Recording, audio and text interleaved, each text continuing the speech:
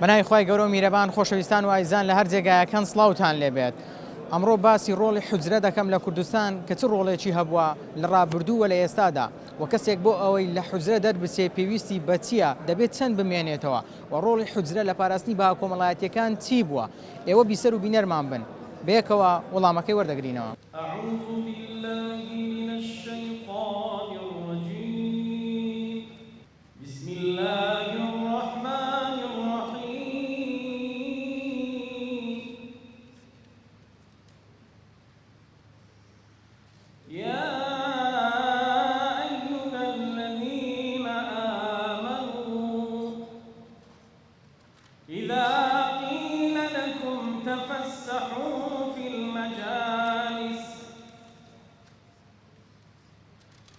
إذا قيل لكم تفسحوا في المجالس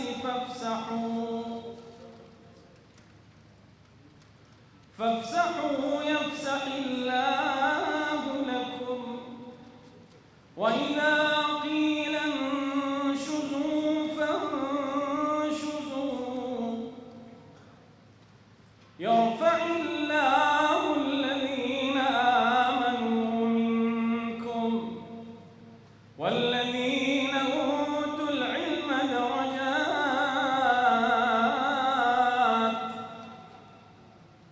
والله بما تعملون خبير. حجرة ملبندي جياني وزي زانست وخوراك جياني جي افتخاري همو كرداني زانكو بيمانقا شاهدي حاضن. السلام عليكم. عليكم السلام ورحمة الله.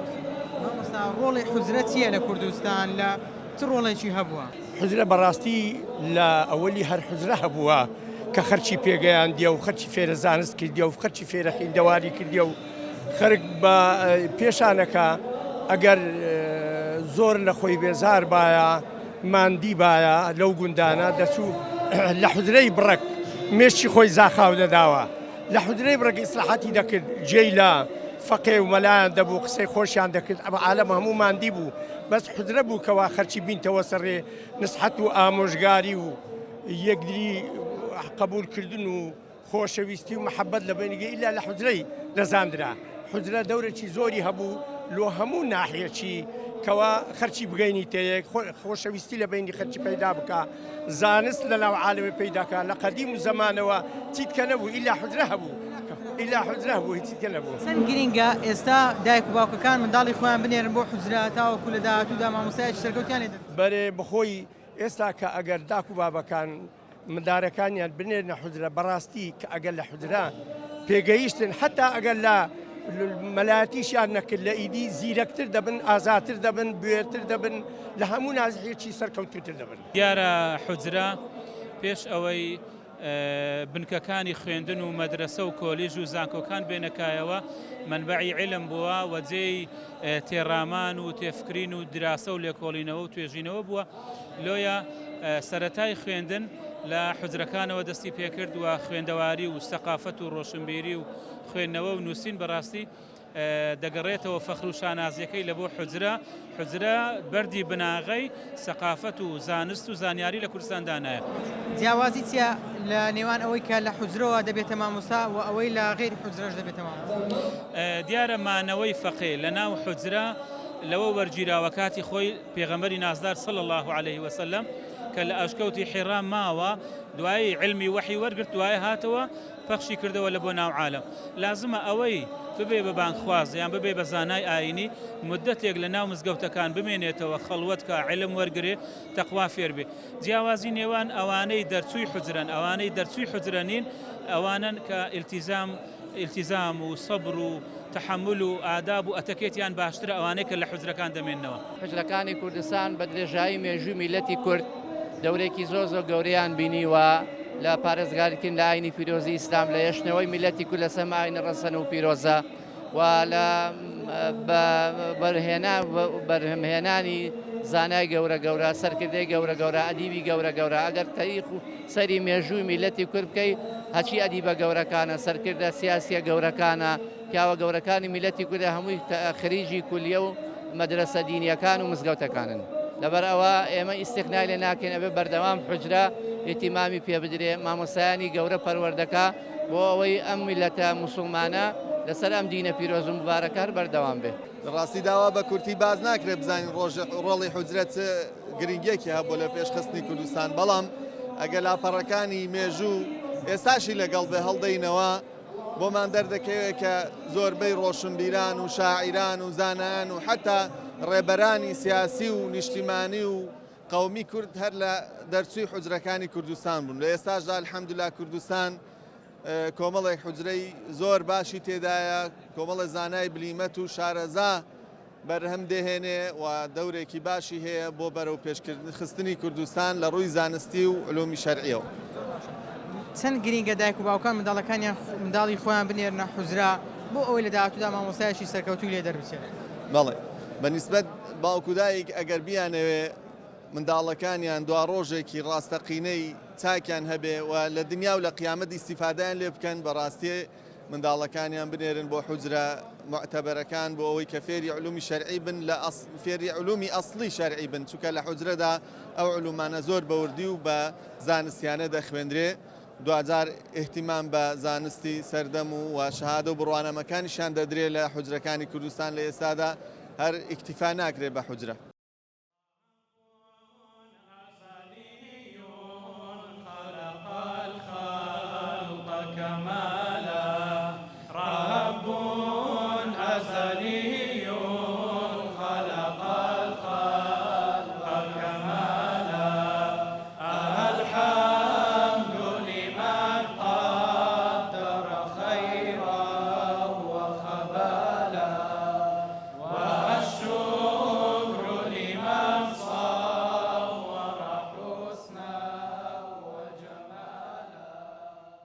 مامۆستا ڕۆڵی حوجرە چی بووە لە ڕابردوو لە ئێستاشدا؟ حوجرە یعنی پاراستنی ناسنامەی ئەو میلەتەی، حوجرە یعنی پاراستنی دینی ئەو میلەتەی، حوجرە یعنی پێش هەموو شتێکی پاراستنی ئەخلاقی پێغەمبەری خۆشەویست ئیسماعیل عەلەیهی سەڵاتو وسەلام و پاراستنی کتابی خوای گەورە سوبحانەهو وتەعالا کە قورئانی پیرۆزە. هەتا حوجرە مابی ئەو شتانە مەحفوظن ئینشاءالله. لە کوردستان چەندە گرنگی پێ دەدرێت؟ والله عودەکی زۆر چاکەیە، گەڕانەوەی یەکزار زۆر خوای گەورە سوبحانەهو وتەعالا بەرەکەت بخاتە تەمەنی و مامۆستا بەڕێزانە و الحەمدولله عودەکی زۆر چاکەیە لۆ ڕاستەڕێیەکەی الحەمدولله. چەندە گرینگە دایک و باوکان منداڵەکانی خۆیان بە بەردەوامی بنێرن؟ دەستی پێکردو الحەمدولله، ئەوانی زۆر گرنگەکە لەو کاروانە نورا منداڵەکانی خۆیان بێبەش دەکەن ئینشاءالله. سەلامەت بن یا ڕەبی. مامۆستا جیاوازی حوجرەی ئێستا و پێشوو هەیە گۆڕانکاری ڕووی داوە؟ نەوەڵڵا احتیمال لە سوشیال میدیاوە زۆر بەدەر نەکەوتبن، ئەگەر ناپێشترش هەوو جوودی هەبوو، بەس ئێستا وەکو بڵێ زۆر بابەتی تکەش ینی هاتوتەوە پێش لەو سوشیال میدیای دەورێکی زۆر بەقوتی دەبین و کە ئەسڵ و ڕەسەنایەتەکەی ئەوەیە. ئەو کەسەی کە دەبێت مامۆستای ئاینی لە حوجرە و لە غێری حوجرە جیاوازەکەیان چییە؟ جیاوازەکەی ئەوەی کە لە حوجرەوە لە چوارچێوەی ئوسولی شەرعیەوە زەبط کراوە، ئەوەی تریان وەکو فەلەفەل ئیدی وەکو شتێکی فەلە، ینی هەر جارێ و لە ڕوێشیەوە بەرەو فەوزایەکی زۆر دەڕوا لێ ئەگە بمانەوێ فەهمێکی صحیحمان هەبی لۆ دینی خودای گەورە سوبحانەهو وتەعالا مەفروض وای بگەڕێنەوە سەر حوجرەی. ئەگەنە کارەساتی بەدوادادێ کەسێک بێسەر بەخۆی ڕوو لە دینی خوای بەبێ ئەوەی علومی ئالی پێبی قسە لە دین بکە، فتوا لە دین بدات، ئەو فەوزای دروست دەکاتە. فەوزایشی زۆر گەورە دروست دەکات، لێ دەبی چارەسەر بکرێ ئینشاءالله. مامۆستا سەلام عەلەیکوم. باشی خوابتان پارێزێت. مامۆستا ڕۆڵی حوجرە لە ڕابردوو لە ئێستادا چی بووە؟ بە ناوی خوای گەورە سوپاس و ستایش بۆ خوای گەورە. پێم وایە لەو ڕۆژەوە کە خۆری زێڕینی ئیسلام لەم کوردستانەیە پرشەی لێیاوە، ملەتی کورد قبوڵی ئاینی پیرۆزی ئیسلامی کردووە بە ویستی خۆی. لەو ڕۆژەوە لە هەموو شار و گوند و لادەیەکی ئەم کوردستانە مزگەوتێک دروست کراوە. لە پاڵ مزگەوتەکەیە مامۆستایەکی ئاینی بووە، لە پاڵ مزگەوتەکەیە حوجرەیەک بووە بە درێژایی مێژووی کورد، بە تایبەتی لەو ڕۆژەوە کە خۆری زێڕینی ئیسلام لە کوردستانە پرشەی لێداوە. حوجرەکانی کوردستان توانیویانە جوانترین خزمەت بە ئاینی پیرۆزی ئیسلام، خزمەت بە نەتەوە بکەن، خزمەت بە خاک و خەڵک بکەن، خزمەت بە نیشتمان پەروەری بکەن. پێم وایە نزیکەی سەدەیەک یا سەدە و نیوێکە کە ئێستاکە قوتابخانە میری و پەیمانگا و زانکۆ و کۆلێژەکان هاتوونەتە پێشەوە، بە درێژایی زیاتر لە 10 قەڕن ئەوەی کە جێی زانکۆکان و کۆلێژەکان و قوتابخانەکانی کردوتەوە و بەدیلی ئەوان بووە بریتە لە حوجرەکانی کوردستان کە هەموو ئەو زانا گەورە هەموو ئەو ئەدیبانە هەموو ئەو مرۆڤە شۆڕژ گێڕانە هەموو ئەو ئینسانە خزمەت گوزارانە کورد پەروەرانە هەمووی خەریجی حوجرەکانی کوردستان بوون بۆیە ئەتوانین بڵێن حوجرەکانی کوردستان جوانترین خزمەتیان کردووە لە مێژووی نەتەوەی کووردا چ بە ئاینی پیرۆزی ئیسلام چ بە کۆمەڵانی خەڵک چ بە خاک و خەڵک و نیشتمان. مامۆستا دەتوانین بڵێن حوجرەکان ڕۆڵیان هەبووە لە پاراستنی بەها کۆمەڵایەتیەکان. بەڵێ بێژگەلەوەیش یعنی ئەوەی کە توانیوێتی پارێزگاری لە خوڕەوشتی کۆمەلگا بکە ئەوەی کە توانوێتی پارێزگاری لە بەها جوانەکان بکە ئەوەی کە توانیوێتی زیاتر خزمەت لەسەر پێکەوە ژیان لەسەر یەکتر قوبوڵکردن لەسەر هەموو ئەوانە بکە تەنها ئەتوانین بڵین ئەو ڕۆشنبیریە لە ڕێی مامۆستایانی ئاینی و لە ڕێی فەقێکان و لە ڕێگەی حوجرەکانی کوردستانەوە بووە. مامۆستا تۆ لە حوجرە چەندت پێچوو تا ئینجازەی مەلایەتی دۆرگرت؟ من لە حوجرە زۆرم پێچوو من لە حوجرەیە زۆر ماومەتەوانێ نزیکی 13 ساڵ بۆ 15 ساڵ ماومەتەوانێ من نزیکی 12 ساڵ هەر لە خزمەت مامۆستا عوسمانی هەڵبجە لەوێ ماومەتەوە لە 180 خوێندنەکانم لە خزمەتی ئەوە بووە مدەیەکی زۆر لە خزمەتی مامۆستایە ماومەتەوە من بێجگە لەگەڵ خوێندنی حوجرەی شار خوێندنی پەیمانگام خوێندنی مەعهەدی ئیسلامی تەواو کردووە دوای چوم جامیعەی بەغا کۆلێژیم تەواو کردووە دوای ئەوەش ماستەر و دکتۆرام تەواو کردووە هەر لە تەک خوێندنی حوجرەیە. بێ ئینجازەی مەلایەتی بەدەستبێنێ پێویستی بە چەندە لە حوجرە بمێنێت؟ ئەگەر ئەو کەسە خەریجی یعنی سانەوی بێ خەریجی پۆلی 12 بێ لە ماوەی 5 ساڵ 6 ساڵ توانە و ئاستی باش بێ ئەتوانێت زانستە شەرعیەکان بە جوانی بخوێنێت. سلام علیکم. علیکم السلام ورحمة الله. باسی ڕۆڵی حوجرە دەکەین با بزانین چ ڕۆڵێکی لە ڕابردووە لە ئێستادا هەبووە؟ وەڵا حوجرە منبعی عیلم و زانست و ئەدەب و شێعر و پێگەیاندنی کەسە گەورەکانی پێشی خۆمان و دوای خۆشمان کە دێت هەرچی پیاوە گەورەکانی مێژووی کورد هەیە ئەگەر تەمەشاکەی هەمووی دەرچووی خەریجی حوجرەکانن هەر کاتێک دوو شت هەیە لە قورئان کە خوای گەورە فەرمێ یوزەکیهم ویعەلیموهم ئەو دوو مستەڵەحە لە حوجرەکان ئەگەر ڕەنگ بداتەوە تەزکیە یعنی تەربیە و یعنی دامەزراندنی ئیمان و یعنی تەقوا لە دەرونی ئینسانەکان و پاشانیش ئەگەر ئاوێتە بوو لەگەر زانست و زانیاری ئەو کاتی گەورەترین سوود و قازانس هەم بە ئینسانەکە و هەم بە دەوروبەری و هەم بە هەموو خەڵکیش دەگەینی. تەڵەبەی فەقێت هەیە؟ مەدرسەمان هەیە بەڵێ ئەمە شەرخۆشمان دەرچووی ئەو حوجرانەین و بەرهەمی دەستی ئەو مامۆستا بەڕێزانە پێشەی خۆمانین خوای گەورە ئینشاڵڵا دەرەجاتیان عالی کرد. مامۆستا چەندت پێچوو تاوەکو لە حوجرە دەرچووی و بووی بە مامۆستای ئاینی؟ والله ئەگەر بێوێ کەسێک بێ مەلایەکی باشی لێ دەرسی بەڕاستی بەلای کەم تقریباً 15 ساڵی دەوێ 15 ساڵی دەوێ بەڕاستی تا بێوێ کەسێک بی لە ڕووی ئاستی علمی و تەقوا و ڕاهاتن لەسەر هەموو حاڵەتە دینداریەکان پێ بگات. مامۆستای ئاینی چ خزمەتێک دەتوانێت بە تایبەتی بە نیشتیمانی هاوڵاتیان بکات بە نمونە بە کوردستان بکات؟ مامۆستا ئەگەر ئەو کەسا هەست بە پرسیارەتی خۆی بک پاشەوەی کاگوتمان ئەو دوو مستەڵەحە لە دەرونی ئینسانەکەی جێبەوە ئەویش تەقوا و زانستە شەرعیەکان بوو ئاوێتە بوون لەگەڵ یەکتری ئەو مامۆستای بۆ خۆی دەبێتە ڕابەر دەبێتە ڕابەری گەلێک نیشتیمانێک هەر ئەو پێشەوانەی پێشی خۆمان کە دیتمان کە ڕابەراتی گەل و نیشتیمانەکانی خۆیان کرد و ینی میلەتەکانی خۆیان سەرخست و نیشتیمانی خۆیان ئازاد کرد لە مەزلومیەت و ناخۆشی هەمووی ڕابەرانی دین بوون هەمووی ئەو کەسانە بوون کە بەڕاستی پێشەوەیانی پێشی خۆمان هەر لە پێغەمبەرەوە عەلەیهی سەلات وسەلام و تا دەگاتە خوارێ ئەوانەی ڕابەرایەتی تەواوی شۆڕشەکان و مەزلومەکانیان کردن و سەریان خستن پێشەوەیانی ئاین بوون. لە حوجرە چی دەخوێندرێت؟ ئەوانانە چین؟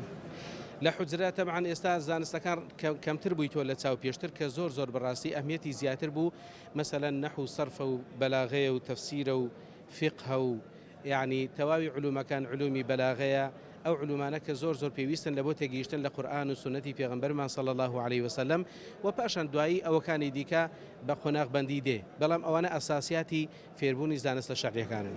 ئەو کەسەی کە دەردەچێت دەبێت چەند قورئانی لەبەر بێت؟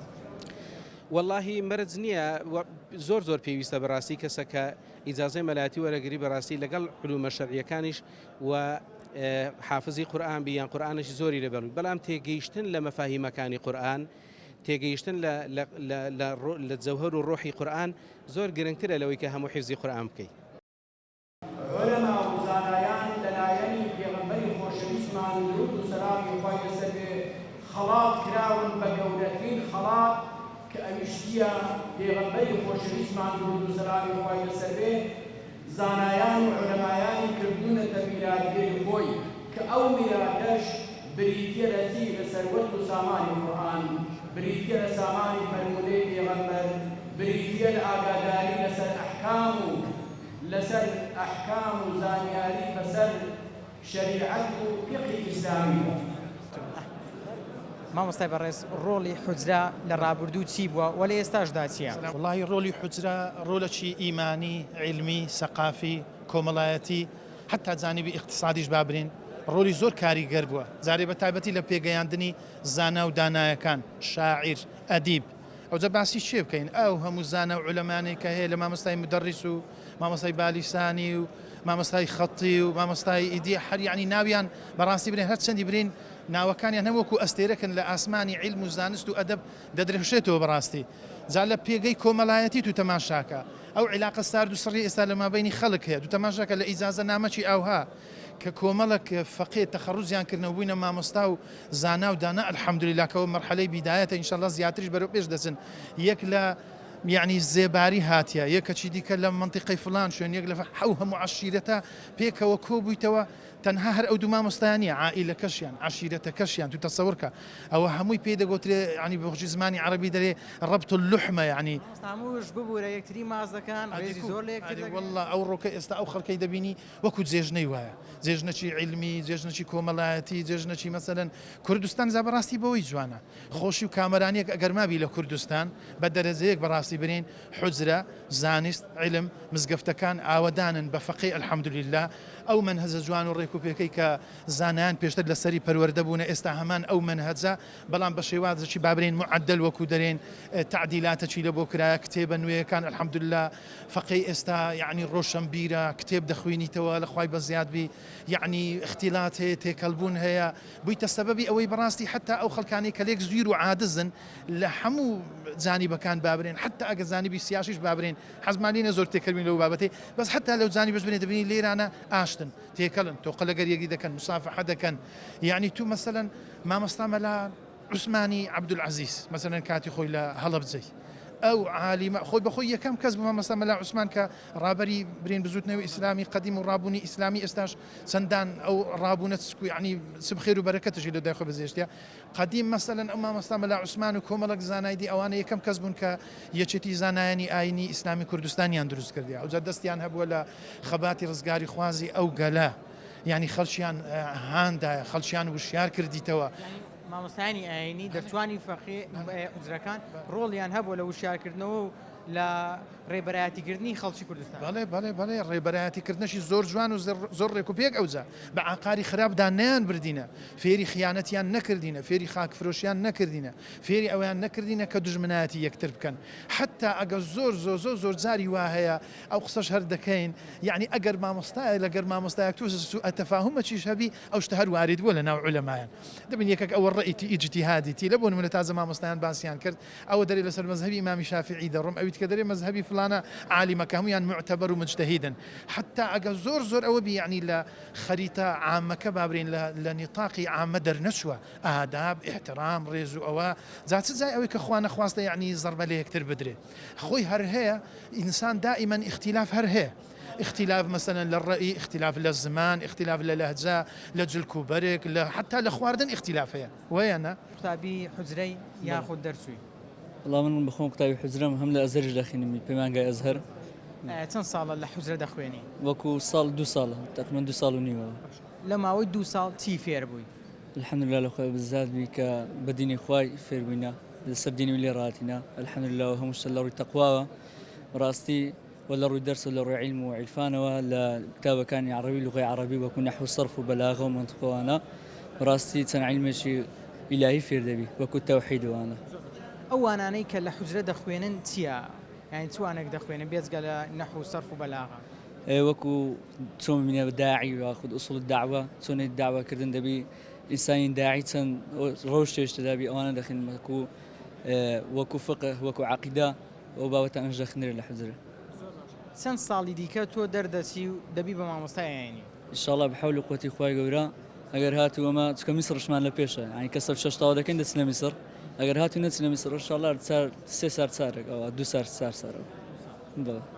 مەرجە بەشێک لە قورئانت لەبەربی؟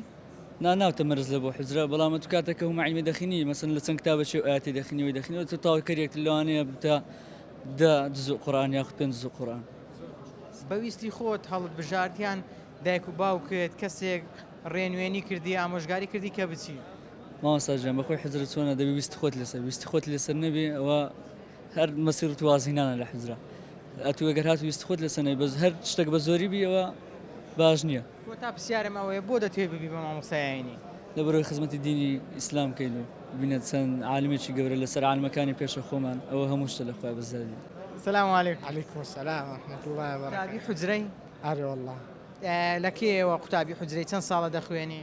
والله من 5 ساعة تقريبا دخلني. 5 ساڵ. أري والله. باش لە ماوەی 5 ساڵدا چوانەیەکتان خوێندووە چ زانستێکتان خوێندووە؟ والله جابت سمعنا خينديان. نحو صرف بخوم لا أزهريشم أو بمشش هم أكاديمي كان دخين هم دينا كانش. ڕۆژانە دەخوێنن هەفتانەیە مانگانەیە چۆنە؟ ناولي مرة جانيا. أري والله. ڕۆژانە چەند دەخوێنن؟ والله فقيه لو فقيه فرقية يو فقيه. بۆ فەرقی هەیە؟ أخي فقيه وهاي ميش بقود فقيه وهاي زيادة حزب العلمي زيادة دخيني. فقيه وهاي كم تدخيني. عاتن وهاي أواني زيادة تونه بيش أنا زيادة دخيني. تو چەند ساڵت ماوە ببی بە مامۆستا؟ والله لا أنا 6 سارك معي بتمعي. أري والله. ئەوانانەی دەیخوێنن جگەل لە نەحو و سەرف و بەلاغەت چی دیکە دەخوێنن؟ والله يتزحالي أنا تبخهم نحو صرف أصول الفقه يعني أصل الفقه هم فقهش داخلين هم حديثش داخلين هم علوم حديث قرآن وزلوا بابتان داخلين. جیاوازی چییە لەوەی لە حوزرە بخوێنی یاخود لە شوێنێکی دیکە بخوێنی؟ والله جیاوازی ئێرە واسمانە. چۆن؟ هاتوو کە ئێستا کە مەسەن لە کولیە دەخێنی یا لە مەکتەب دەخێنی کۆمەرێک نەفەرەکەم دەخین وەنیا ئەتیگەیشتنت گرانە بەس تۆ لەکنیک مامۆستای بخێنی یەک تەرەبە یان دوسێ تەرەبە لەکنی دەخێنی یعنی پرسیارکردنەکان ئاسانتر دەبیان بە ئاسانتر تێدەگەی مامۆستاکە تایبەت دەستەکەی لۆ دێرێتەوە بەس ئەگەر لە مەکتەبێبی یەک لەو مەعاشە دوش لۆ ئەو تەرەبانە زۆرن جاری وایە پرسیار دەکەی حەرەز دەبی بەسەکرد مامۆستای دەکەی مشکلەی نابی. لا يزال المرء عالما ما طلب العلم فإذا ظن أنه قد علم فقد جهل. إنسان بردوام دبي بدم زانز بروا هر كاتك طالب علم جيش بوقنا قبل منكم بزانا أو نشاني نزانينتي أو سرتاي نزانينتي لبرو بردوام أو بتايبتي أو فقيه بالرزانا بيز ذكاء لسريان تيب كوشن بو أو زياتر زانز بدزبينن. السلام عليكم. عليكم السلام ورحمة الله وبركاته. پیرۆستان بێ سەرکەوتوو بن یا ڕەبێ. چەندتان پێچوو تاوەکو توانیتان مۆڵەتی مامۆستایەتی بەدەستبێنن؟ سەرەتا بە ناوی خوای گەورە و میهرەبان سەرەتا سوپاسین بۆ دەکەن لە بۆ ماندووبوونتان. قوربان وەڵڵا ئەمە لە حوزرا ئەوە تقریبا نێسکە 5 ساڵی تێپەڕ کرد ئەمە هەر خەریکی خوێندنی علومە شەرعیەکان لەگەڵ ئەوەی خوێندنی ئەکادیمی بەڵام لە هەمان کاتیشدا لە خزمەت جەنابی دکتۆر لوقمان جامعی علومە شەرعیەکانمان دەخوێند چۆک بە چۆک هەتاوەکو ئەلحەمدولیلا خوای گەورە بە پایانی گەیاند ئەمڕۆ کە ئیجازەی نامەی مەلایەتیمان وەرگرت لە خزمەت جەنابی دکتۆر. چەند دڵخۆش. والله دڵخۆشیەکەمان ینی وەصف ناکرێ ینی ئەوە دوای ئەو هەمومان دووبوون و شەون و خونیە ئەلحەمدولیلا خوای تەبارەک وتەعالا گەیشتین بەو خەرمانەی کەوا چەندین ساڵە هەوڵمان بۆ دەدا ئەلحەمدولیلا لە خوای تەبارەک وتەعالا داواکارم سەرفرازی هەموو لایەکمان بکە ئینشاءالله. بەداهاتوو دەتەوێت چۆن خزمەت بکەیت؟ والله جا ئیشی مەلا دیارە هەر ئەوەیە لە ڕێگەی مزگەوتەکەیەوە بە ڕێگەی تەدریسکردنی علومە شەرعیەکان لە ڕێگەی وتاردان و لەگەڵ خەڵک بوون بەڕاستی ئەوە ئیشی سەرەشیمە و ئینشاءالله خوای تەبارەک وتەعالا دەمانکاتە خزمەتکاری ئەو دینە و خزمەتکاری هەموو کوردان ئینشاءالله. کۆتا پرسیارم ئەوەیە تۆ چەندێک سوودت وەرگرت پێت باشە دایک و باوکان منداڵەکانی خۆیان بنێرن و چەندێ بە گرنگیشی دەزانێ؟ بەڕاستی لەو سەردەمە پڕ فیتنە و پڕ ئاژا و پڕ بڵاوبوونی فەسادە داواکارم لە دایک و باوکان ینی بەخۆم یەک بەخۆم کاتێک هاتمە حوجرە هیچ شتێکم نەدەزانی ینی لە علومە شەرعیەکانی شارەزا نەبووم بەڵام سوپاس بۆ خۆی تەبارەک و تەعالە کە هاتم هەم لایەنی عیلم هەم لایەنی ڕەوشت و ئەخلاق بەڕاستی ئیسیفادەیەکی زۆر دەکەن لێ لە ڕێگەی کەناڵی جەنابتانەوە داوا لە هەموو دایک و باوکان دەکەم ئەوانەی کەەوە خۆیان بە خەمخۆری منداڵەکان دەزانن داوایان لێ دەکەم کەوا منداڵەکانیان بهێنە حوجرە و بهێنە بەر علومە شەرعیەکان هەتاوکو لە ئاخریدا هەم لە دنیا هەم لە قیامەتیش بەو منداڵانە سەربەرزۆ بن ئینشاء الله تعالى.